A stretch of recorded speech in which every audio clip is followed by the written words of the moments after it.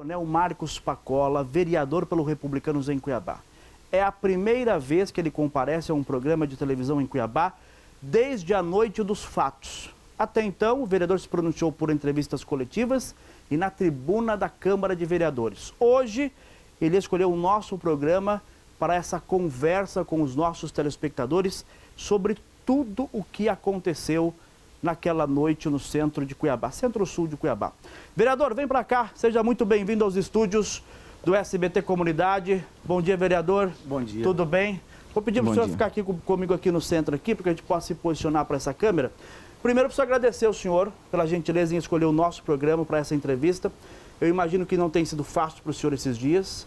Além de tudo que aconteceu, que o senhor deve pensar e repensar e talvez até sonhar com o que aconteceu. É claro que o senhor está vendo uma pressão danada para que a sociedade entenda o que de fato aconteceu lá. Isso passa pela investigação da Polícia Civil, pela análise do Ministério Público, pela relação na Câmara, que também não é um ambiente dos mais fáceis, e a gente precisa falar sobre o que aconteceu. O senhor vai continuar na Câmara ou vai se afastar? O senhor teria pedido um afastamento, mas voltou atrás, vereador? Isso. Primeiramente, bom dia a todos, agradecer a quem nos acompanha, né, e a audiência desse programa.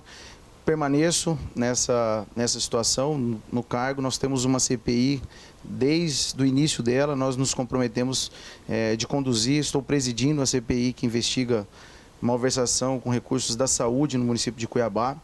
E desde o começo coloquei que o meu afastamento estaria vinculado com a apresentação do relatório final desta CPI.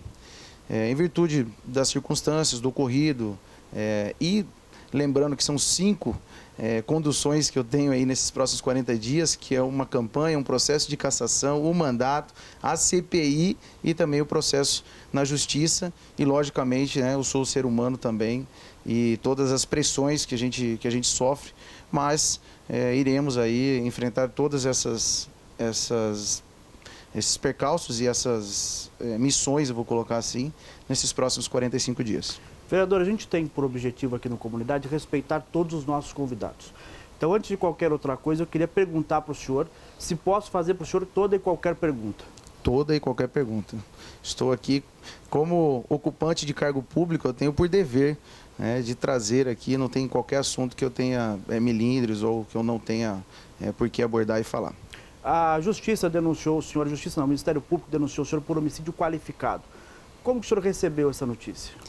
Bom, já era esperado, como o advogado de defesa colocou, né? Existe um processo, as pessoas às vezes têm dificuldade de entender isso, né? A primeira fase é a fase inquisitiva do inquérito, onde você coleta materialidade, autoria, circunstância. Então não tem dúvida com relação a tudo isso, porque lá estava, né, as imagens, as testemunhas. Depois o Ministério Público, com o relatório do inquérito, faz ali a sua denúncia. A única coisa que me trouxe estranheza foi a forma como o Ministério Público se pronunciou, colocando uma qualificadora de motivo torpe, alegando que eu cometi o ato por autopromoção ou interesse político, o que eu achei realmente um absurdo. Fiz essa fala na última sessão da Câmara. É um absurdo porque eu estou presidindo uma CPI, eu já tenho mais de 300 milhões denunciados de fraudes em processo licitatório e malversação de recursos nas mais diversas pastas da Prefeitura. E seria insano alguém chegar a cogitar que uma pessoa atiraria, ainda nas circunstâncias que foi, para se autopromover. Então, essa foi a única surpresa realmente com relação ao que o Ministério Público colocou. O restante são circunstâncias que a gente, no curso do processo, vai fazer a devida apresentação de provas técnicas, né? A minha defesa já protocolou o rol de testemunhas e o pedido de reconstituição, que é outra coisa que nós não entendemos. O inquérito foi concluído em 17 dias, foi realmente muito rápido e sem fazer a reconstituição, sem esperar a degravação, né, dos telefones que foram apreendidos. Foi uma surpresa na velocidade que aconteceu, mas respeito às instituições, acho que cada um tem as suas atribuições legais, os delegados, os promotores, E o que eu chamei a atenção foi isso. Foram 7 delegados que assinaram os pedidos, 4 promotores, e a gente não percebe esse mesmo esforço quando o assunto é corrupção, em especial aqui dentro de Cuiabá. A delegacia que investiga os casos de corrupção não é a mesma que investiga o caso do senhor, né? O senhor está na DHPP. Isso. Nós temos entre delegacias que investigam o caso de corrupção, que é a Delegacia Fazendária, entre outras delegacias. A Delegacia de Combate à Corrupção. Mas não é a mesma delegacia, só para quem está em casa entender. Isso. Cada delegacia aqui em Cuiabá investiga um tipo de crime diferente. Perfeito. Quando o senhor atirou, qual era a intenção do senhor? Era imobilizar o Alexandre ou o senhor atirou para matar o Alexandre? É importante esclarecer às pessoas que, ao portar uma arma de fogo, a gente faz por 2 circunstâncias, né? O cidadão que pode ir até a Polícia Federal e fazer as suas alegações, situação de ameaça, efetiva necessidade ou atividade de risco, e solicitar um porte, que é um porte de defesa pessoal. O porte do policial, do agente de segurança, ele é um porte funcional. Por que é chamado de porte funcional?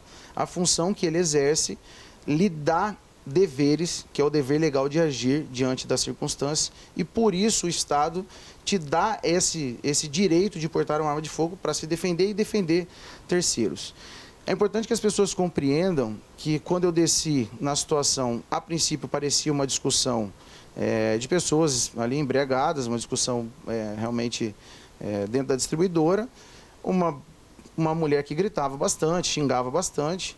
E na posição que eu estava, eu fiquei mais de 1 minuto ali observando a cena, até que alguém, né, gritou que ele está armado, e alguém próximo a mim falou, vai atirar nela, e eu já tive o visual dele sacando a arma, levantando a arma, e em seguida indo na direção dela. Eu sou um estudioso do assunto, palestro já há alguns anos, inclusive sobre proteção para as mulheres e feminicídio, e tenho a certeza de que entre 3 e 5 segundos é o que demora para um agressor que saca uma arma de fogo contra uma mulher para atirar.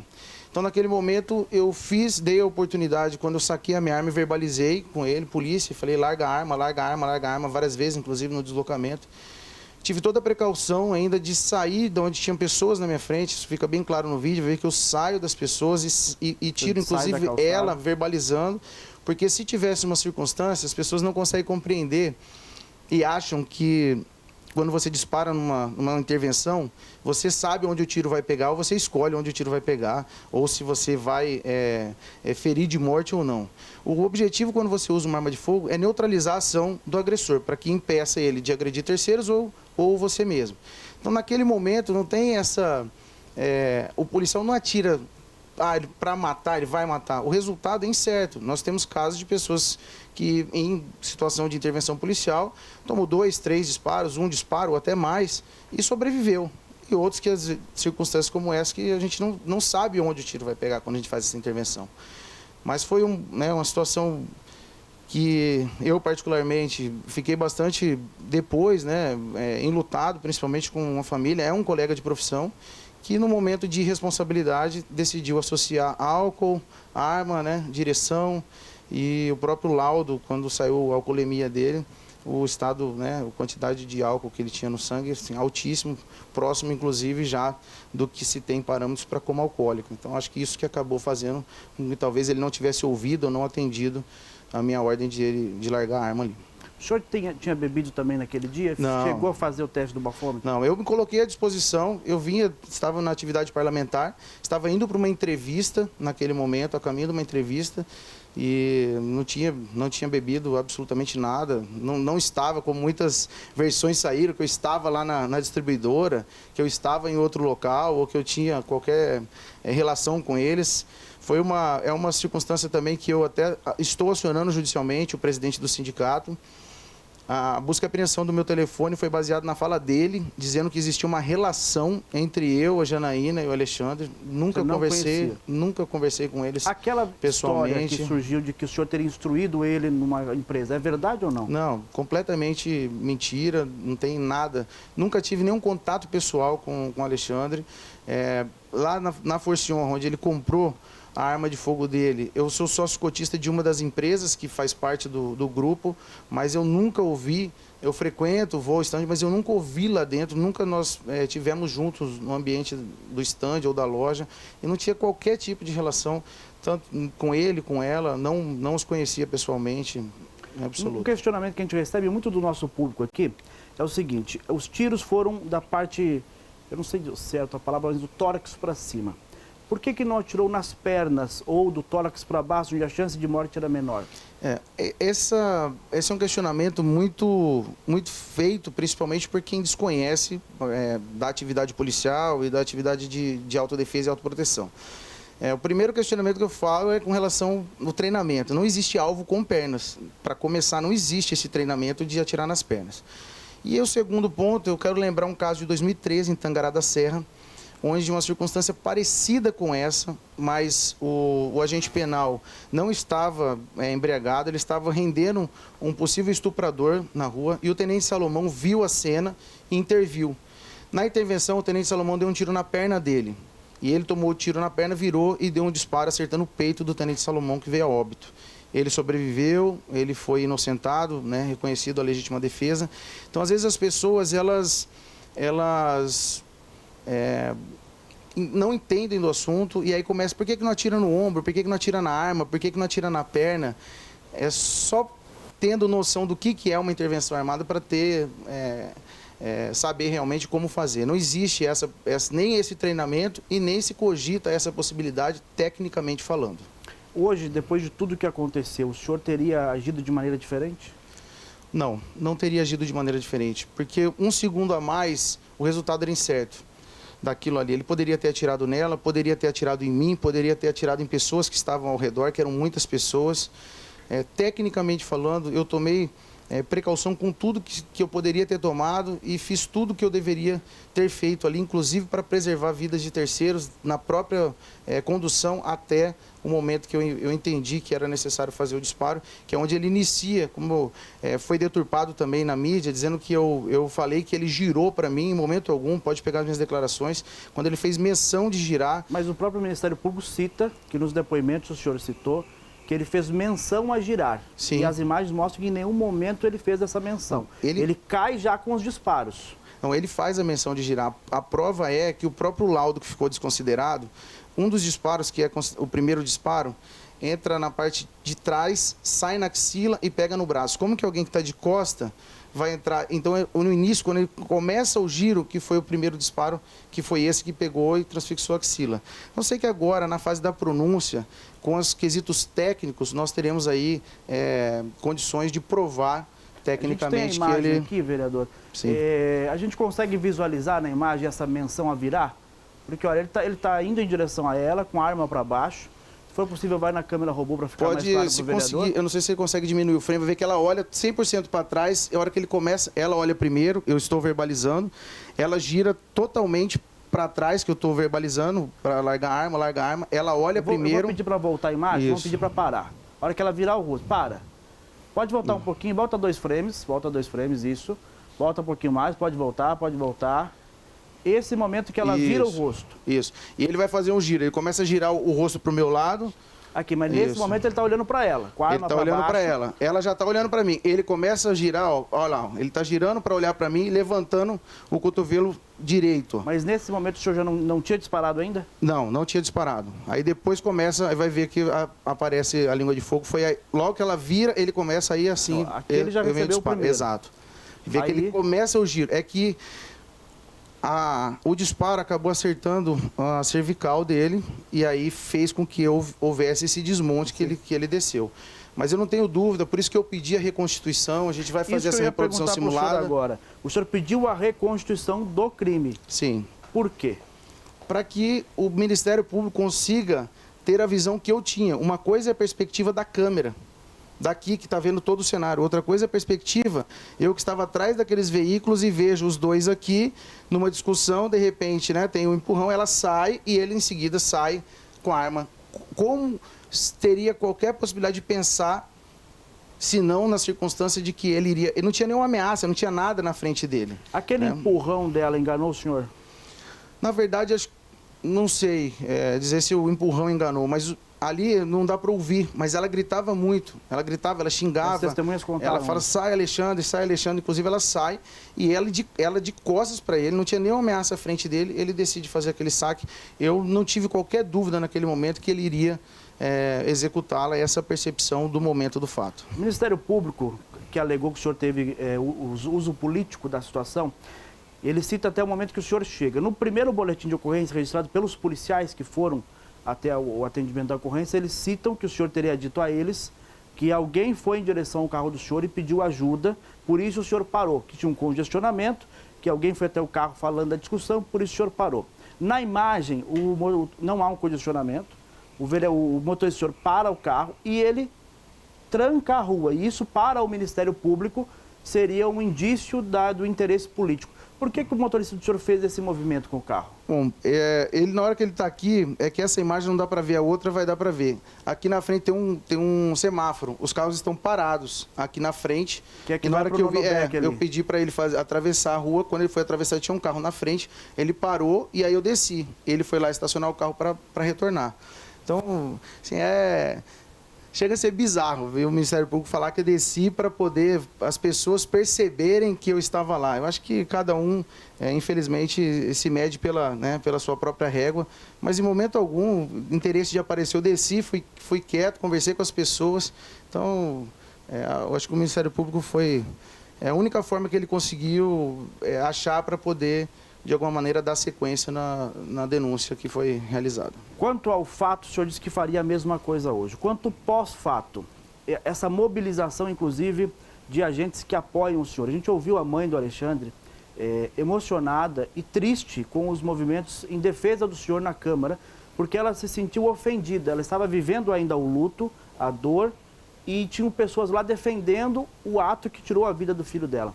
O senhor não acha que foi muito cedo e que houve uma falta de respeito com o luto da mãe, que perdeu o filho de uma hora para outra? O senhor teria feito diferente o pós-fato?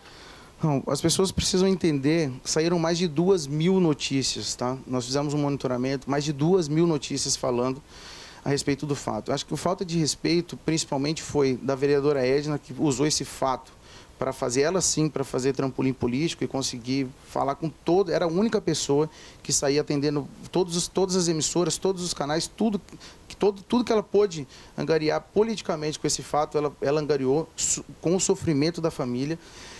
Eu fiz o contrário, eu fui tentando me blindar para respeitar isso, mas o tempo todo, né, isso ficava sendo recorrente, e quando eu usei a tribuna e quando eu fui ali, foi para tentar mostrar para as pessoas que existia uma outra versão, porque até então, pós-fato, né, houve um vídeo da mulher falando que ele não estava com a arma na mão, que ele estava com a arma na cintura, que ela só foi fazer um xixi, e aí começaram a vir, e o tempo todo isso foi replicado, impulsionado, patrocinado, foi em rede nacional. Aí depois que ele estava com a arma na cintura e era a imagem do coldre, então foram sequências de mentiras sobre o fato, sem eu ter qualquer possibilidade de contrapor aquilo. Então, eu sinto muito enlutado pela mãe. Logicamente, a mãe que perde um filho, seja mesmo quando a gente tem uma situação com embate com um criminoso, a gente sabe que a família sofre. Oro pela família, tenho orado para a família, para que, né, consiga superar esse momento de dor, mas eu não posso, nesse momento, também desconsiderar a irresponsabilidade do Alexandre. A própria Janaína declara lá nos autos, está lá, que ele tinha mania, quando bebia, de fazer questão de demonstrar que estava armado para as pessoas. Ou seja, ele tinha 8 meses portando uma arma de fogo. Tinham 5 circunstâncias que foram trazidas de que ele sacou a arma, ameaçou pessoas. Então, realmente, quando ele bebia, conheço várias pessoas que o conhecem, falou que ele era uma pessoa, quando não bebia e antes de conviver com a Janaína, pessoa tranquila, de bom coração. Mas a circunstância do fato é muito rápido, né? Quando a gente lida com aquilo ali, realmente é algo que não dá para a gente pensar ou ficar refletindo como vai e volta o vídeo, olha de novo, faz. É muito rápido, tudo passa muito rápido. E eu fiz aquilo que eu fui treinado realmente para fazer, na necessidade de salvar a vida de terceiros ou proteger minha vida também. O delegado e o promotor citam que, além de se defender, o senhor, por exemplo, fez o discurso exaltando os policiais com uma tribuna com o plenário da Câmara, com muitos policiais. Para eles aquilo foi uso político. E ali o senhor não exagerou? Não. Quando eu falo para os policiais, para eles não esmorecer, e é essa fala, inclusive, que eles citam lá, não esmoreçam, porque quem paga é a sociedade. Eu recebi dezenas, centenas de mensagens de policiais falando, coronel, por isso que cada vez mais a gente tem que virar as costas, se vier uma situação dessa, não tem que intervir, mas amanhã pode ser o seu filho. Pode ser, algumas pessoas falam, podia ser o filho de qualquer um que está ali portando uma... Exato, por isso que as pessoas que portam arma de fogo têm que ter responsabilidade. Eu tenho 20 anos, mais de 20 anos que eu porto arma de fogo. Procura se algum dia alguém tem um boletim de ameaça ou alguém falou que viu o Pacola sacando uma arma em público ou que não seja para intervir. Então, eu acho que as circunstâncias que o Ministério Público e que a Polícia Civil utilizou é porque eles não tinham qualquer tipo de argumento para poder dar prosseguimento na denúncia. Então, eles tentaram se ancorar naquilo que eles entenderam que fosse possível justificar. O senhor defende, então, que o uso de armas seja mais limitado a profissionais policiais e não aberto, como tem sido nos últimos anos, para caçadores, para esportistas? Não, é importante colocar que os policiais têm prerrogativa do porte funcional, como já disse, tanto eu quanto ele, nós tínhamos essa prerrogativa. Portar uma arma de fogo é muita responsabilidade, Seja policial ou não, quando você porta uma arma de fogo, você tem que saber por que você está portando essa arma de fogo. Algumas pessoas disseram, por isso, se fosse um atirador, se fosse alguém com porte, não iria parar, porque ele não tem dever legal de agir.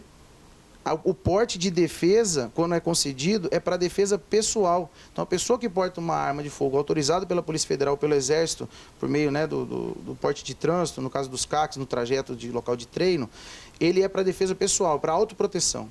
Diferente nós que temos porte funcional. É uma tutela do Estado a nós, servidores da segurança, que nos obriga no dever de agir, de não só de me proteger, mas de proteger também a sociedade diante de uma circunstância onde alguém esteja armado, e por isso que a gente usa o termo da equalização de força. Alguém armado só pode ser intervido com alguém que também esteja armado. Plano operacional da Polícia Militar. O senhor comentou numa entrevista, nós ouvimos a polícia que rebateu a afirmação que o senhor deu no dia de que o plano operacional, eu não lembro a palavra que o senhor usou exatamente no dia, mas ele estaria desatualizado. E o plano operacional, nós questionamos o comando da Polícia Militar, ele é de que ele deve ser cumprido a máxima para tentar intervir sem o disparo da arma de fogo, principalmente em um local com várias pessoas, até mesmo porque o senhor disse, a gente não sabe o que vai acontecer. O disparo pode acertar o alvo, como pode acertar uma pessoa que não tem nada a ver com a situação. O senhor confirma a versão que o senhor disse que o plano operacional está desatualizado? Se eu estiver errado com a palavra, porque de fato eu não lembro no dia, porque foram tantas... Só corrigindo, é o POP, o Procedimento Operacional Padrão. Esse procedimento é um procedimento de 2009. Eu, particularmente, só tomei conhecimento desse procedimento agora, quando foi anexado no inquérito. Eu nunca tinha lido esse procedimento, nunca participei de nenhuma instrução ou algo que colocasse isso. Mas o senhor é tenente-coronel, o senhor foi subindo de cargo sem conhecer o plano operacional da Polícia Militar? Eu não tive qualquer tipo de contato e eu acredito que muitos não tiveram. Mas o que eu digo que está desatualizado é, uma das testemunhas arroladas para a fase agora processual é um instrutor que já capacitou vários delegados, inclusive, no curso de sobrevivência policial. O que a polícia hoje instrui, o que a polícia hoje ensina é completamente divergente daquilo que está lá no procedimento operacional de 2009. Então, isso agora no processo também a gente vai conseguir provar. Qual é essa nova instrução? Não, a sobrevivência urbana, ela mostra que essas situações é uma situação que a gente coloca 4 elementos. Ele é volátil, incerto, complexo e ambíguo.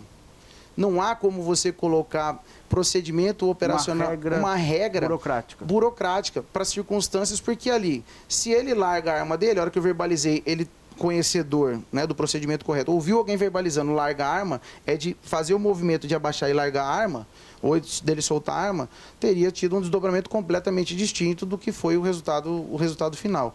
Então, é muito incerto você lidar com uma situação e o tempo-resposta também foi arrolado como testemunha, Existe um instituto americano que chama Forsyth, ele faz o estudo de tempo de reação. Uma pessoa com a arma na mão, ele demora 0,56 segundos para atirar em qualquer direção, para frente, para direita, para esquerda ou para trás. O ser humano demora 0,83 segundos para, quando acende uma luz, esboçar uma reação.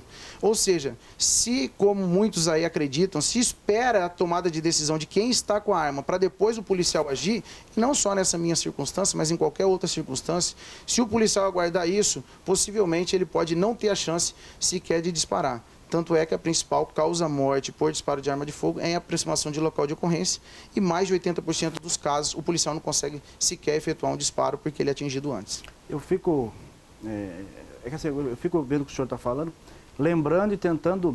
Será que teve tempo do Alexandre reagir, por exemplo, largar a arma, que o senhor falou? Foram 3 segundos entre o senhor aparecer na imagem, a hora que o senhor deixa a calçada, quando a gente vê que o senhor vai em direção ao fato, e foram 3 segundos até ele receber, ele dar aquele primeiro movimento do primeiro disparo. Se ele virasse ou largasse, ou se ele fosse, daria tempo em 3 segundos com o senhor verbalizando para ele? Com certeza, não tenho a menor dúvida, porque a partir do momento que ele sacou a arma lá, eu já começo a verbalizar. Eu já estou verbalizando desde a hora que eu estou atrás das pessoas, eu comecei a gritar com ele já. Polícia, antes do senhor aparecer? Muito antes. Quando eu estou atrás das pessoas, tanto que as próprias testemunhas que estão lá dizem que a hora que eu verbalizei, saí por trás dele verbalizando. Então eu fiquei uns 3 a 5 segundos verbalizando com ele e verbalizando, gritando. Tanto que 100% das testemunhas afirmam, né, a verbalização que foi realmente realizada. É uma fatalidade. Sinto mais uma vez em lutar, diferente do que as pessoas pensam, que eu desconsidero a família, ou os amigos, os parentes, de maneira alguma. É um colega, uma vida que se perde, né, uma vida que se vai, numa circunstância, mais uma vez eu volto a dizer, que sirva esse aprendizado para tantos outros policiais que também portam sua arma de fogo, para que não façam essa mistura que a própria lei fala. Dá 10 anos, são 10 anos de perda do porte previsto se você for pego embriagado portando uma arma de fogo.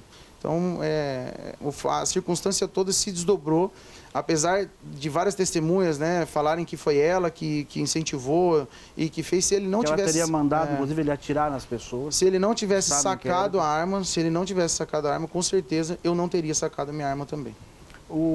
Tenente, eu queria agradecer a presença do senhor aqui no estúdio. Eu nem sei quanto tempo de entrevista já, 11h42, tem mais de meia hora que a gente está conversando aqui, mas nem parece, porque o assunto mexeu com o Cuiabá como um todo.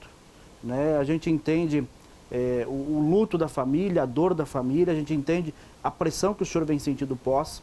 Não é intenção nossa aqui em nenhum momento de desrespeitar o senhor. Todas as vezes que nós tratamos do assunto, a gente procurou a assessoria, tentamos trazer o senhor ao vivo, tentamos colocar lá na Câmara. A gente entende que também tem horas que é melhor recuar um pouco.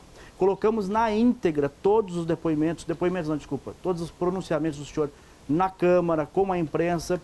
E é um caso complexo, né? A Polícia Civil entendeu que o senhor agiu de maneira errada. O Ministério Público também, agora o senhor vai ter o direito de se defender em juízo. Diante desse cenário todo, o senhor mantém ainda a candidatura, o senhor é deputado estadual pelo Republicanos? Sim, mantenho a candidatura, que amanhã inicia, né, o período já da campanha propriamente dita. A candidatura não atrapalha a CPI que o senhor comanda na Câmara? Não, nós estamos trabalhando agora, foi notificado o relator, dia 23 agora, encerra o prazo para, né, esse prazo, e aí nós estamos aguardando o pronunciamento do relator, que é o vereador Marquinhos Santos, para que ele apresente o relatório ou a necessidade de prorrogar. Lembrando que na segunda-feira passada nós cumprimos um mandado de busca e apreensão, diferente também do que as pessoas falam, né? Nós não fizemos publicidade, não fizemos pirotecnia sobre isso, cumprimos de maneira discreta, fizemos a apreensão de 41 processos que são alvos da investigação da CPI, e nós estamos agora recebendo também compartilhamento de provas dessa semana, de outros processos. Acredito que a gente deva prorrogar essa CPI por mais 120 dias, a não ser que o relator diga que consegue fazer essa conclusão, apresentar o relatório até o dia 23. Eu farei o meu melhor em todos esses, lembrando que não é só a campanha, né? Então, enquanto os candidatos vão ter só a campanha para tocar, eu vou ter que tocar a campanha, o mandato, um processo de cassação em curso dentro da CPI, o processo na Justiça, né? E a própria CPI. Então, vou me esforçar, eu tenho absoluta convicção de que eu vou fazer o meu melhor para que consiga alcançar o objetivo final. Uma última pergunta para liberar o senhor já. Quando a gente entra num processo judicial, são várias estratégias. O senhor vai responder por uma pena que varia de 12 a 30. O advogado do senhor vai trabalhar para provar a inocência do senhor ou vai trabalhar para tirar agravantes, tentar uma redução de pena? Qual que é a estratégia que vocês conversaram? Eu tenho plena convicção de que nós vamos conseguir comprovar a atuação em legítima defesa de terceiro, né? A legítima defesa putativa de terceiro. Sem sombra de dúvida, eu acredito que na pronúncia agora a gente já consiga deixar claro e comprovado durante o curso processual o que não é tirar as agravantes, é demonstrar que realmente foi em legítima defesa, e isso daí acaba colocando, né, a gente numa condição de não existência de crime. Vereador, muito obrigado. Agradeço o senhor ter atendido o nosso convite para estar aqui falando pela primeira vez com o público em uma emissora de televisão aqui em Cuiabá. Nós vamos continuar acompanhando, vamos continuar ligando para o senhor, convidando outras vezes, convidando a assessoria para as devidas respostas, e assim que o senhor sentir que é necessário, o espaço aqui está aberto para que o senhor possa conversar com o nosso telespectador. Eu agradeço, também deixo aberto, né, o gabinete 01 da Câmara Municipal de Cuiabá está à disposição da população para receber denúncias, principalmente relacionadas à saúde, ou qualquer outra solicitação relacionada à minha atividade de vereança. Agradecer a oportunidade e também me coloco sempre à disposição. Vereador, muito obrigado. Boa sorte da campanha do senhor na defesa. A gente segue acompanhando. Nós conversamos ao vivo com o vereador por mais de meia hora, com o vereador Tenente Coronel Marcos Pacola, que é afiliado ao Republicanos. Foi a primeira vez que ele falou em um programa de televisão depois dos fatos daquela triste noite no centro-sul de Cuiabá.